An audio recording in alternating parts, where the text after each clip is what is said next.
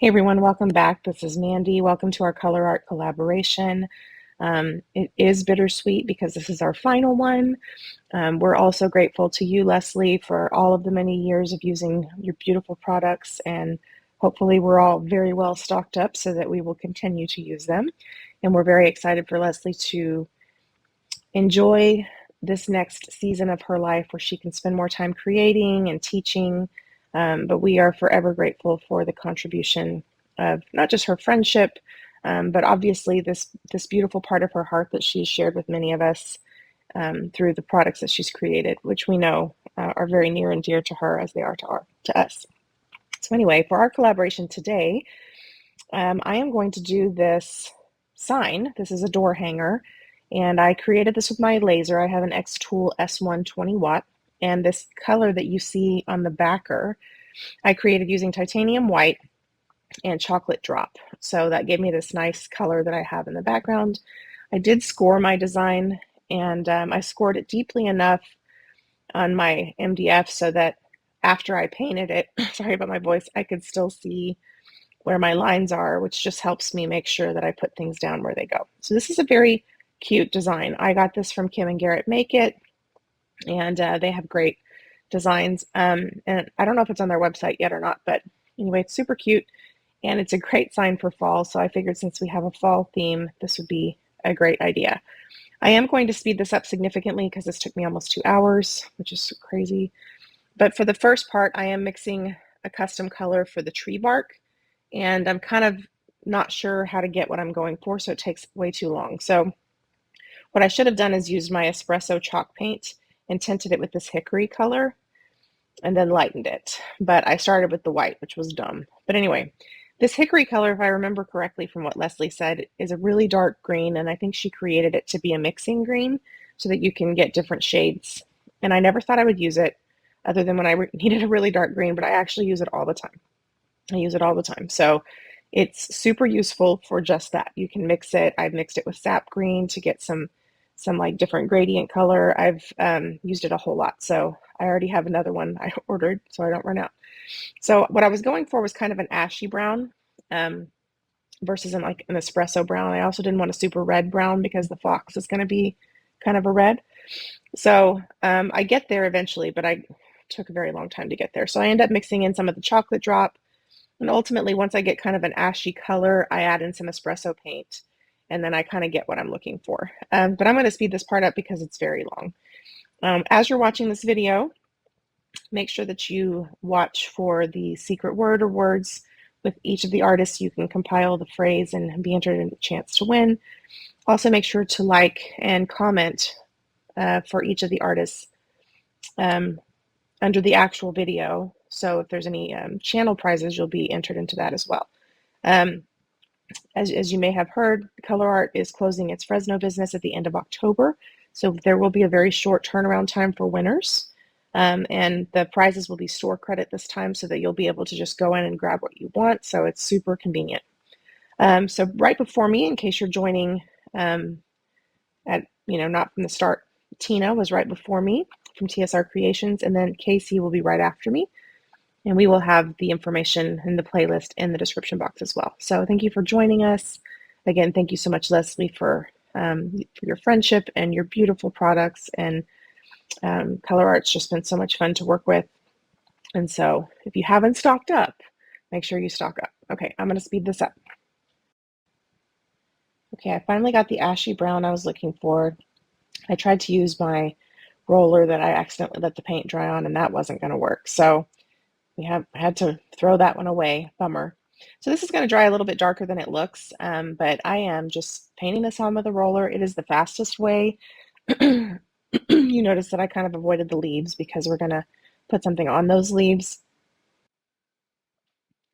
And then all I'm doing here is darkening that remaining amount with espresso chalk paint because I'm going to paint this tree hollow and the owl in that darker color. So the smaller pieces are a little bit more challenging to paint with the roller because the coverage kind of gets everywhere. But for the bigger pieces, it's definitely faster. So for the fox, what I should have done So I'm putting some polypore and two different colors. So the Aztec yellow, which is kind of an orangey yellow, and rusted oxide gave me kind of the perfect color I was looking for. Um, but what I should have done is instead of using the polypore, I probably just should have used just a little bit of water because that wood absorbs that color so much faster. Um, and it, the polypore has varnish in it, so it's always going to be a little bit more shiny, which doesn't matter because I'm going to put a top coat of satin clear. Um, but the color just takes a little bit faster. So there's a lot of things that, I would have done a little bit differently. But so for the owl's little body, all I did is take some of that leftover color mixture, add a little bit of white, lighten it up, and that's what we use for the owl's body. Now these are our leaves. For our leaves, we used a royal violet, purely pigments, bit of honey, and blood orange. And I accidentally painted two of the leaves blood orange, not realizing that they were right next to each other. So I had to adjust that. And I'm using the bone black for the little, the eyes of the fox and his nose, and for his feet and his legs. And then I will use the espresso for the tips of his ears. For the lighter parts of the fox, like his little chest and his face and the poof of his tail, I'm just going to take that same mixture I already have and add some titanium white to it and lighten it up. I probably could have lightened it up a little bit more. And so I'm painting the little triangles that go in his ears and painting his face. And some of that I'm doing with a paintbrush. And then for the owl, his eyes, we're painting them white. The insides of his eyes are black, and then I will touch them up at the very, very end with a white paint pen. So that's just to give you some idea. For the Hello Fall, I did try to paint it a different color, and it just wasn't working out. So this morning, I actually put some of that espresso chalk paint on a roller, and I went ahead and painted it espresso brown, and that worked much better. So I noticed that one piece that you just saw me hand paint, I noticed that that was supposed to be painted the same color as the fox, and as you can see, I've already changed my fox paint color. So what I did is I put the Aztec yellow on, and then I put some of the rusted oxide on top of it with a little bit of water on my paintbrush so that they would blend a little bit. It worked fine. So here's the Hello Fall. I'm going to cut out where I paint this because it doesn't stay that way. But first, I'm just taking a paintbrush and just touching the side of my Purely Pigments and painting my leaves. Gives you great color saturation, but I probably could have lightened it a little bit by putting a little on a plate or something and then putting some water on my paintbrush, and I wouldn't have used so much color. I didn't need to. So here's what kind of goes wrong with the Hello Fall sign. We'll skip that because we end up changing that. And you'll probably see me just grab a paintbrush and take directly from the Purely Pigments bottle. This is that bit of honey color. You don't really need to do that because it's so concentrated, but I was just doing it for convenience sake. All right, so now I'm just kind of like dry fitting where things are going to go because the leaves are all so similar and I need to get a feel for where they're going to go. So on the top, everything that's going on the top, when I cut it with 3M double-sided tape. So it's got a backer on it. So once I peel it off, I can position it. So now I'm just trying to figure out, okay, where's all of our stuff going to go, right? So we've conceivably got the leaves where we're going to put them.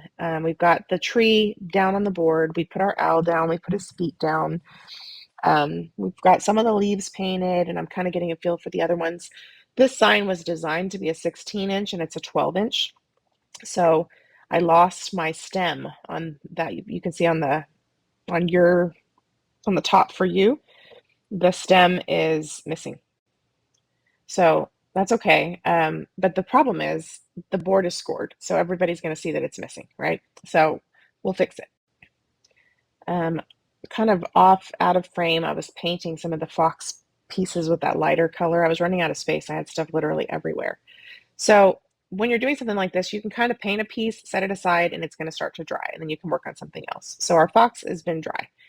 And so now we've got his little face on there. I realized on his ears I painted the wrong side, so I had to paint the right side. We put his little nose in its place. We painted the owl's nose with the same color that we're using the, the fox body. We got the little fox poof on. We put all of our foxes in place except for his legs and his eyes. So now I figured out that one of my leaves is the wrong color. So I just went ahead and added some bit of honey to it. And I thought, well, that'll help a little, right? And in the morning, I grabbed some paintbrushes and I painted the stem black. So I'll share with you the finished product in just a moment. Yeah. So this is the next morning. I finally gave up at like midnight. So I'm putting my owl's eyes on. But before I forget, the secret word is fabulously. Fabulously.